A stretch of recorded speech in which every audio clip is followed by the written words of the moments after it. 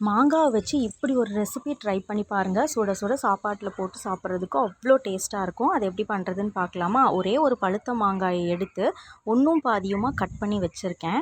அடுத்தது பார்த்திங்கன்னா, ஒரு கடாய் வச்சுட்டு அதில் 2 டேபிள் ஸ்பூன் நல்லெண்ணெய் விட்டுட்டு கடுகு உளுத்தம் பருப்பு, சின்ன வெங்காயம், கருவேப்பிலை, பச்சை மிளகாய் இது எல்லாத்தையும் ஆட் பண்ணி நல்லா வதக்கிக்கோங்க. இப்போ கட் பண்ணி வச்சுருக்கிற மாங்காயை ஆட் பண்ணி நல்லா வதக்கிட்டு இந்த டைமில் உப்பும் மஞ்சத்தூளும் ஆட் பண்ணி நல்லா கிளறி விட்டுருங்க.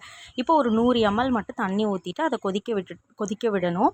இந்த டைமில் பார்த்திங்கன்னா ஒரு மசாலா பேஸ்ட் வந்து நம்ம ஆட் பண்ண போகிறோம். அதுக்கு ஒரு கைப்பிடி கருவேப்பிலை, அப்புறம் கொஞ்சமாக தேங்காய், அப்புறம் சின்ன ஒரு வெங்காயம், அதுக்கப்புறம் ஒரு 1/2 டீஸ்பூன் சீரகம் ஆட் பண்ணி நல்லா அரைச்சிட்டு, இப்போ கொதி வந்ததும் 2 டீஸ்பூன் தனி மிளகாத்தூள் ஆட் பண்ணி நல்லா கலந்து விட்டுருங்க.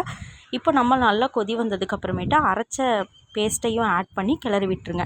இந்த குழம்பு வந்து ரொம்ப தண்ணியாகவே இருக்கக்கூடாது, கெட்டியாக தான் இருக்கணும். அதனால் கம்மியாகவே தண்ணி சேர்த்துட்டு கிளறி விட்டுருங்க. லிட் போட்டு க்ளோஸ் பண்ணிட்டிங்கன்னா ஒரு 2 to 3 மினிட்ஸ்க்கு அப்புறம் நல்லா எண்ணெய் பிரிஞ்சு வரும். கடைசியாக பெருங்காயம் மட்டும் போட்டு இறக்குனிங்கன்னா சூப்பராக ரெடி ஆயிரும். சுட சுட சாப்பாட்டில் பிணைஞ்சு சாப்பிட்றதுக்கு அவ்வளோ டேஸ்ட்டாக இருக்கும். வீடியோ பிடிச்சிருந்தா லைக் பண்ணுங்கள். பாய்.